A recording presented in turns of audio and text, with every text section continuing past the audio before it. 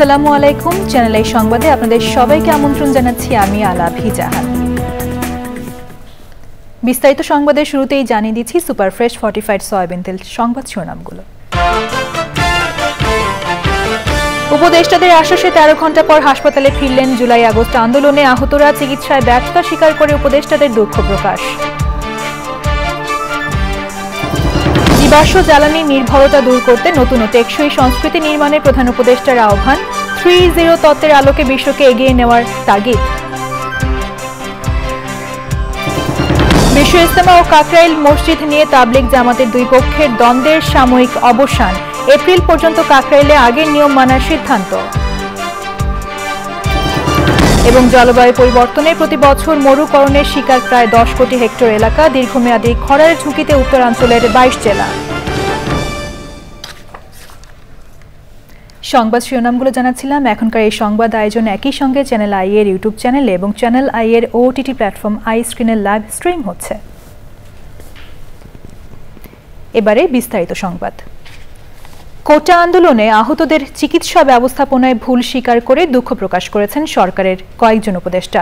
তাদের আশ্বাসে সড়কে 13.5 ঘণ্টার অবস্থান কর্মসূচি শেষে রাজধানীর পঙ্গু হাসপাতালে ফিরে গেছেন আহতরা। দাবি দাওয়া নিয়ে আজ সচিবালয়ে সরকারের সঙ্গে আলোচনায় বসবে আহতদের প্রতিনিধিরা। লুৎফুর রহমান সোহাগের রিপোর্ট। বুধবার রাজধানীর পঙ্গু হাসপাতালে স্বাস্থ্য উপদেষ্টার পরিদর্শনে যাওয়ার পর থেকেই উত্তেজনার শুরু। সরকারের বিরুদ্ধে অবহেলার অভিযোগ তুলে হাসপাতালের সামনের রাস্তায় অবস্থান নেন জুলাই আগস্টের আন্দোলনে আহত ব্যক্তিরা। দাবি উঠে স্বাস্থ্য উপদেষ্টার পদত্যাগ। 3 মাস ধরে মেডিকেলে পড়ে রয়েছি, যারা উপদেষ্টা যে আশ্বাস দেয় সে আশ্বাসটা তারা রাখে না। তাদের অজুহাত আমাদেরকে নিয়ে কত টাল ভাড়া করছে, তাদের এখনো তাদের তো তাদের দুর্ভঙ্গিন দুনিয়া দেখতে হবে, তাদের চোখে তো গুলি লাগে না, আমাদের চোখে আমাদের মনের দুঃখ তাদের বুঝবে না, আমাদেরকে নিয়ে তাদের কাল কেমন করছে। যে বাজারে লাস্টে পচা মাছের একটা মূল্য থাকে, দাম থাকে, আমি আজকে মনে করেন যে সেটা বুঝলাম যে আমাদের সেই মূল্যটাও নাই। স্বাস্থ্য উপদেষ্টা আসছিল, উনি আইসা 429 নম্বর রুমে ঢুকছে, জাস্ট 2 জনের সাথে কথা বলছে। ওনার হাতে এতটুকু টাইম নেই, 2 জনের সাথে কথা বলার পর আরেকজনের সাথে যে কথা বলবে এতটুকু টাইম নেই ওনার। 1 মিনিট করে সময় দিতে, জাস্ট ছবি তুলছে, ক্যামেরাম্যান আসছে, ছবি তুলছে, শেষ, চলে গেছে। দুপুর থেকে অবস্থান কর্মসূচি চালালেও সরকারের সাড়া না পেয়ে রাত 10টার মধ্যে 4 উপদেষ্টাকে ঘটনাস্থলে যাওয়ার আলটিমেটাম দেন আহতরা। রাত 12টার দিকে সমন্বয়ক হাসনাত আব্দুল্লাহ পরিস্থিতি ব্যাখ্যা করলেও উপদেষ্টারা না যাওয়ায় রাতেও সড়কে অবস্থান চালিয়ে যাওয়ার ঘোষণা দেন তারা। আমরা শুধুমাত্র আশ্বাসের পরে আশ্বাস পাচ্ছি, শুধুমাত্র আশ্বাস, আজকে কালকে করছি, দেখছি, হচ্ছে, কিন্তু এই আশ্বাসের আসলে আমরা অবসান চাই। উনি ক্যান্সারের পেশেন্ট। এখন আমরা দেখেছি যে বিভিন্ন সময় যে স্বাস্থ্য উপদেষ্টা আমাদের প্রত্যাশিত যে লক্ষ্য, এখানে গণমাধ্যমের বাইরে আছেন, এটা নিয়ে কিন্তু প্রত্যেকদিন কথাবার্তা হচ্ছে, উনি ওনার প্রত্যাশিত লক্ষ্য অর্জন করতে পারছেন না। কিন্তু হাসিনার মতো আচরণ শুরু করলে কিন্তু হাসিনার পরিণতি আমরাও তাদেরকে করে ছাড়বো। আমরা যেমন হাসিনাকে নামাইছি, তাদেরকে তুলছি, তাদেরকে আমরা নামাবো, কাউকে পদায়িত করবো। রাত 3টার দিকে সরকারের 4 উপদেষ্টা ও প্রধান উপদেষ্টার একজন বিশেষ সহকারী ঘটনাস্থলে যান। তারা ব্যর্থতার দায় স্বীকার করে আহতদের চিকিৎসা ও পুনর্বাসনে রূপরেখা তৈরি করে ডিসেম্বরের মধ্যে বাস্তবায়নের আশ্বাস দেন। পরে হাসপাতালে ফিরে যান আন্দোলনকারীরা। লুৎফুর রহমান সোহাগ, চ্যানেল আই, ঢাকা। সীমাহীন খরচ ও অপচয়ের সংস্কৃতি বর্জনের আহ্বান জানিয়েছেন অন্তর্বর্তী সরকারের প্রধান উপদেষ্টা ডক্টর মোহাম্মদ ইউনূস। আজারবাইজানে জাতিসংঘ আয়োজিত বিশ্ব জলবায়ু সম্মেলনে এই আহ্বান জানান তিনি। আলোচিত 3-0 তত্ত্বের আলোকে জীবাশ্ম জ্বালানি নির্ভরতা দূর করতে নতুন ও টেকসই সংস্কৃতি নির্মাণে জোর দিয়েছেন এই নোবেল বিজয়ী। আশঙ্কাজনক পরিবর্তনের মধ্য দিয়ে চলা সভ্যতা রক্ষায় অধ্যাপক ইউনূসের প্রস্তাবকে স্বাগত জানিয়ে পরিবেশ বান্ধব জীবনধারায় গুরুত্ব আরোপ করেছে পরিবেশবাদী সংগঠনগুলো। আজারবাইজানের বাকু থেকে আরও জানাচ্ছেন আলিম আল রাজি।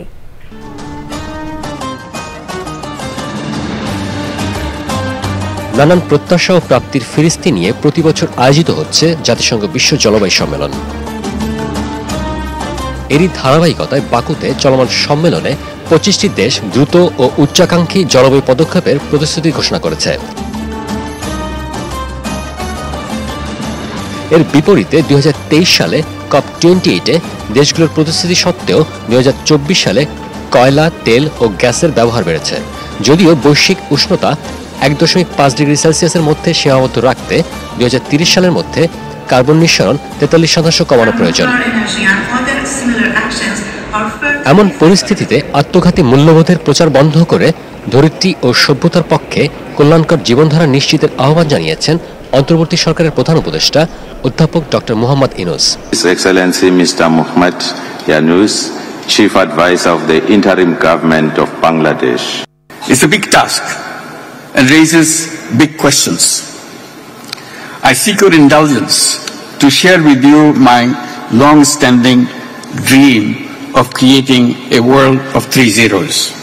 We need to mobilize our intellectual, financial, and youth power to lay the foundation of a new civilization, a self-preserving and self-reinforcing civilization. 3-0 তত্ত্বের উপযোগিতা ও কার্যক্রমকে স্বাগত জানিয়ে তাৎপর্যপূর্ণ পরিবর্তন নিশ্চিতে সবার অংশগ্রহণে জোর দেন প্রকৃতিবন্ধু বীর মুক্তিযোদ্ধা মুকিত মজুমদার বাবু। আমরা যেভাবে আগাচ্ছি তাতে কিন্তু আমাদের সময়ক্ষেপণ হচ্ছে, সুতরাং ক্লাইমেটের যেই ধরনের সমস্যাগুলো আছে তাকে অ্যাড্রেস করার জন্য দ্রুত যাতে এগিয়ে আসা হয়। তো 25টি দেশ একমত হয়েছে এ ব্যাপারে। এর পাশাপাশি আমাদের জাতিসংঘের মহাসচিব উনি বলেছেন যে এইসব দ্বীপ রাষ্ট্র খুব ভালনারেবল, লস অ্যান্ড ড্যামেজে তাদের যেন ফান্ড বাড়ানো হয় এবং এই ফান্ডের মাধ্যমে মিটিগেশন অ্যাডাপ্টেশনে যেন ব্যবস্থা করা হয়। এর পাশাপাশি ওপেকের একটি সিদ্ধান্ত হয়েছে, আজকে বলছে যে এখান থেকে অয়েল প্রোডাকশন তারা বন্ধ করবে, শুরু করবে এই যাত্রাটা এই আজারবাইজান থেকে। ব্যক্তিগতভাবে আমি মনে করি এটা খুব একটা যুগান্তকারী সিদ্ধান্ত। যদি সত্যি সত্যি বাস্তবায়িত হয় তাহলে একটা ভালো পদক্ষেপ হিসাবেই বিবেচিত হবে এটা। তবে প্রস্তাবনা, আলোচনা আর প্রতিশ্রুতির বিপরীতে কার্যকর উদ্যোগের ঘাটতি জানান দিচ্ছে অনিশ্চিত ভবিষ্যতের। আধুনিকতা কিংবা উত্তর আধুনিকতা, চলমান শতাব্দীকে যে নামেই আখ্যায়িত করা হোক না কেন, বাস্তবতা বলছে জলবায়ু পরিবর্তনের কারণে হুমকিতে পুরো মানব সভ্যতা। তাই ভবিষ্যতে নিরাপদ আবাস নিশ্চিতে প্রয়োজন ভিন্ন জীবনাচার ও সংস্কৃতি। আজারবাইজানের বাকু থেকে আলিমাল রাজি, চ্যানেল আই। বিশ্ব ইজতেমা ও কাকরাইল মসজিদ নিয়ে তাবলিগ জামাতের দুই পক্ষের দ্বন্দ্বের সাময়িক অবসান হয়েছে। 2025 সালের এপ্রিল মাস পর্যন্ত কাকরাইল মসজিদে অবস্থানের ক্ষেত্রে আগের নিয়ম মেনে চলার সিদ্ধান্ত হয়েছে। এক বিবৃতিতে এ তথ্য জানিয়েছেন শুরাই নেজামের মিডিয়া সমন্বয়ক হাবিবুল্লাহ রায়হান। বিস্তারিত তাফহিমুল ইসলামের রিপোর্টে। তাবলিগ জামাতে প্রকাশ্যে বিরোধ শুরু হয় 2018 সালে, ঘটে সংঘর্ষের ঘটনা। এরপর গত 7 বছর ধরে প্রশাসনের সিদ্ধান্তে কাকরাইল মসজিদে অবস্থানের ক্ষেত্রে জোবায়েরপন্থীরা 4 সপ্তাহ ও সাদপন্থীরা 2 সপ্তাহ পর্যায়ক্রমে তাদের কার্যক্রম পরিচালনা করে আসছে। এই সরকার যদি এই বেদবকে বাংলার মাটিতে আনতে চায়, এই সরকারেরও পালাই বাঁচতে হবে। সরকার আসতে না দেয় তাহলে আনতেই হবে ইনশাআল্লাহ। সেটা কি করতে হবে আমরা করব ইনশাআল্লাহ। সম্প্রতি দুই পক্ষের পাল্টাপাল্টি বক্তব্য ও সমাবেশের মাধ্যমে শক্তি প্রদর্শনে পরিস্থিতি উত্তপ্ত হয়ে ওঠে। তবে পাল্টাপাল্টি অবস্থান থেকে সরে আগের নিয়ম মেনে চলার ব্যাপারে সমঝোতা হয়েছে বলে জানিয়েছে জুবায়েরপন্থী। দাওয়াত ও তাবলীগের এই মেহনতটি যেহেতু দ্বীনের একটি অন্যতম মেহনত এবং দ্বীনের ধারক বাহক হচ্ছেন হযরত উলামায়ে কেরাম, এ ব্যাপারে হযরত উলামায়ে কেরামই সিদ্ধান্ত নেবেন যে মাওলানা সাদ সাহেবের এদেশে আসা সহি হবে কিনা। যেহেতু তারা পূর্বে কয়েকটি ইজতেমা প্রথম করছে, এইবারে ইজতেমা ইনশাআল্লাহ আমরা প্রথম পর্বে করব, তারা দ্বিতীয় পর্বে করুক, আমাদের কোনো আপত্তি নেই। আগামী বছরের 31শে জানুয়ারি বিশ্ব ইজতেমার প্রথম পর্ব আর 7ই ফেব্রুয়ারি তৃতীয় পর্ব শুরু হবে। তাফহিমুল ইসলাম, চ্যানেল আই, ঢাকা। জলবায়ু পরিবর্তনের ফলে বিভিন্ন দেশে প্রতি বছর প্রায় 10 কোটি হেক্টর এলাকা মরুভূমিতে পরিণত হচ্ছে। বাংলাদেশের উত্তরাঞ্চলের প্রায় 22টি জেলা দীর্ঘমেয়াদী খরার ঝুঁকিতে রয়েছে, যা মানুষের জীবন ও জীবিকায় বিরূপ প্রভাব ফেলছে। দীর্ঘমেয়াদী এই খরা উত্তর ও উত্তর পশ্চিমাঞ্চলের বিস্তীর্ণ অঞ্চলের জন্য মরুময়তার এক অশনি সংকেত। পরিস্থিতির উন্নয়নে বৃক্ষরোপণ সহ সমন্বিত উদ্যোগের তাগিদ দিয়েছেন জলবায়ু বিশেষজ্ঞরা। জলবায়ু পরিবর্তনে মরুকরণ নিয়ে আফরোজা হাসির প্রতিবেদন। জলবায়ু পরিবর্তনের বিরূপ প্রভাবে বিপন্ন দেশগুলোর মধ্যে অন্যতম বাংলাদেশ। উপকূলীয় অঞ্চলে ঘূর্ণিঝড় ও জলোচ্ছ্বাসের মতো প্রাকৃতিক দুর্যোগ বাড়ছে। অতিবৃষ্টির কারণে হচ্ছে বন্যা, আর অনাবৃষ্টিতে দেখা দিচ্ছে খরা, যা দেশের বিভিন্ন অঞ্চলকে মরুকরণের দিকে নিয়ে যাচ্ছে। রাজশাহী, চাঁপাইনবাবগঞ্জ, নওগাঁ, দিনাজপুর, জয়পুরহাট ও ঠাকুরগাঁও জেলা মরুকরণের উচ্চ ঝুঁকিতে রয়েছে। তাপমাত্রার অস্বাভাবিক বৃদ্ধি ও মরুকরণের কারণে শুকিয়ে যাচ্ছে নদী। এছাড়া অপরিকল্পিতভাবে বাঁধ নির্মাণ ও নদী শাসনের ফলে গতিপথ পরিবর্তন হয়ে কোথাও পাড় ভেঙে বিস্তীর্ণ জনপদ নদীগর্ভে বিলীন হচ্ছে, আবার আরেকদিকে জেগে উঠছে বিশাল চরাঞ্চল। নির্বিচারে গাছ কাটা, বন ধ্বংস, জলাশয় ভরাট, অপরিকল্পিত উন্নয়ন এবং মানুষের প্রকৃতি বিরোধী কর্মকাণ্ডে দেশে মরুময়তা বাড়ছে। এতে হুমকিতে দেশের কৃষি ও খাদ্য নিরাপত্তা, জনস্বাস্থ্য, সুপেয় পানির সরবরাহ, জীববৈচিত্র্য ও সামগ্রিক অর্থনীতি। ক্রমবর্ধমান তাপমাত্রা, খরা ও মরুকরণ রোধে বৃক্ষরোপণ সহ বনায়নের উদ্যোগ নেওয়ার উপর তাগিদ দিয়েছেন জলবায়ু বিশেষজ্ঞরা। পাশাপাশি নির্বিচারে গাছ কাটা ও বন ধ্বংস বন্ধ করার আহ্বান জানাচ্ছেন তারা। শুষ্ক অঞ্চলে পানি সংরক্ষণ, জলাশয় পুনঃখনন এবং জনসচেতনতা সৃষ্টির পাশাপাশি খরাপ্রবণ অঞ্চলে টেকসই প্রযুক্তি ব্যবহার করে খাদ্যশস্য উৎপাদন বজায় রাখার উপর তাগিদ দিচ্ছেন বিশেষজ্ঞরা। জাতীয় পর্যায়ে নীতিমালা গ্রহণের পাশাপাশি আন্তর্জাতিক পরিমণ্ডলেও খরা ও মরুময়তার মতো জলবায়ু পরিবর্তন বিষয়ক দুর্যোগ মোকাবেলায় টেকসই উদ্যোগ গ্রহণে আলোচনা ও সহযোগিতা বাড়ানো প্রয়োজন। পরিবেশবিদরা মনে করেন, সবার সম্মিলিত প্রচেষ্টায় মরুময়তার মতো বিপর্যয় মোকাবেলা সম্ভব। এতে বজায় থাকবে সবুজ শ্যামল বাংলার প্রকৃতির চিরায়ত রূপ। ভবিষ্যৎ প্রজন্মের জন্য নিশ্চিত হবে বাসযোগ্য বাংলাদেশ। আফরোজা হাসি, প্রকৃতি ও জীবন ডেস্ক, চ্যানেল আই।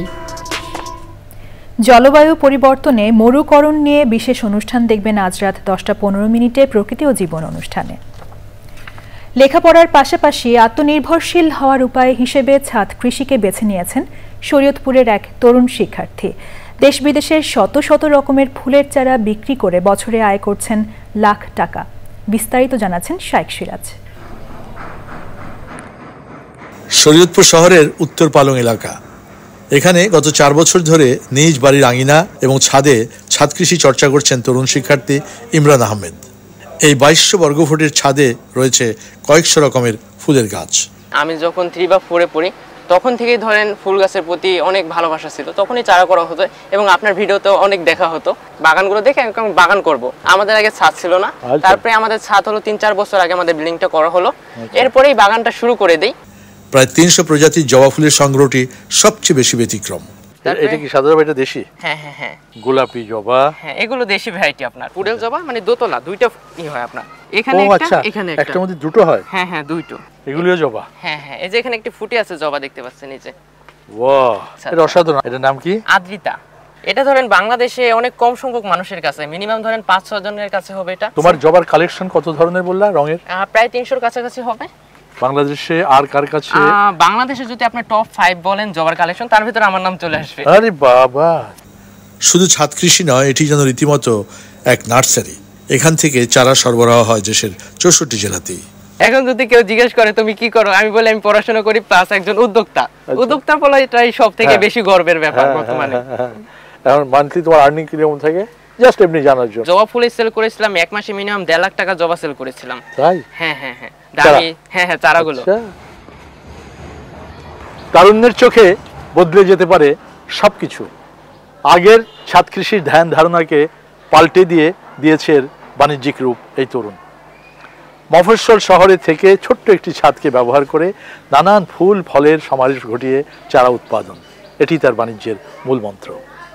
যা অনুসরণ করছে অন্য তরুণরাও। শরীয়তপুরের উত্তর পালং থেকে শাইখ সিরাজ, চ্যানেল আই। এ নিয়ে বিস্তারিত প্রতিবেদন দেখবেন আজ বেলা ৩টা ৫ হৃদয় মাটি ও মানুষের ডাক অনুষ্ঠানে। সময় হলো বিরতি নেওয়ার।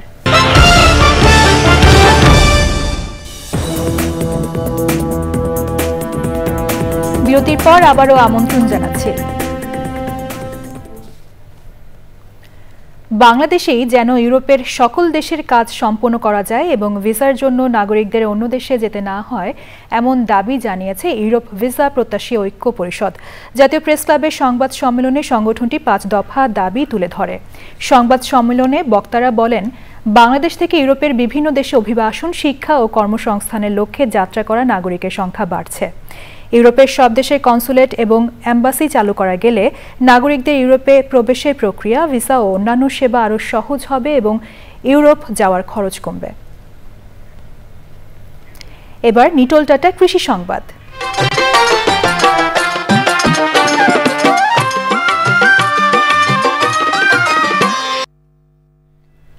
সিরাজগঞ্জের বিভিন্ন উপজেলায় তরমুজ ও ড্রাগন ফল চাষের জনপ্রিয়তা বেড়ে চলেছে।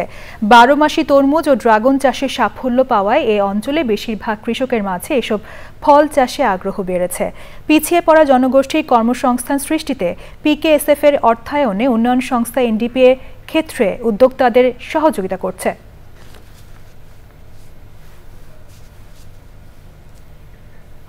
এবার প্রকৃতি সংবাদ।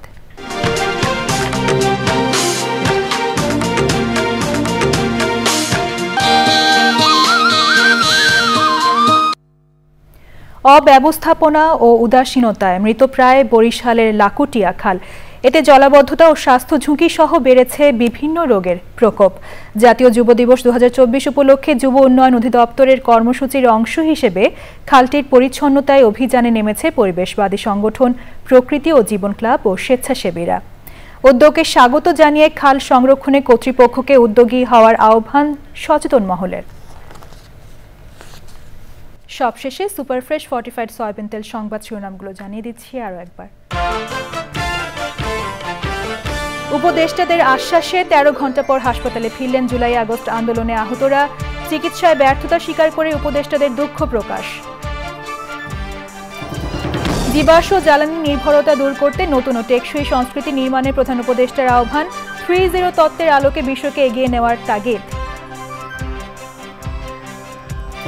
বিশ্ব ইজতেমা ও কাকরাইল মসজিদ নিয়ে তাবলিগ জামাতের দুই পক্ষের দ্বন্দ্বের সাময়িক অবসান। এপ্রিল পর্যন্ত কাকরাইলে আগের নিয়ম মানার সিদ্ধান্ত। এবং জলবায়ু পরিবর্তনের প্রতি বছর মরুকরণের শিকার প্রায় 10 কোটি হেক্টর এলাকা। দীর্ঘমেয়াদী খরার ঝুঁকিতে উত্তরাঞ্চলের 22 জেলা।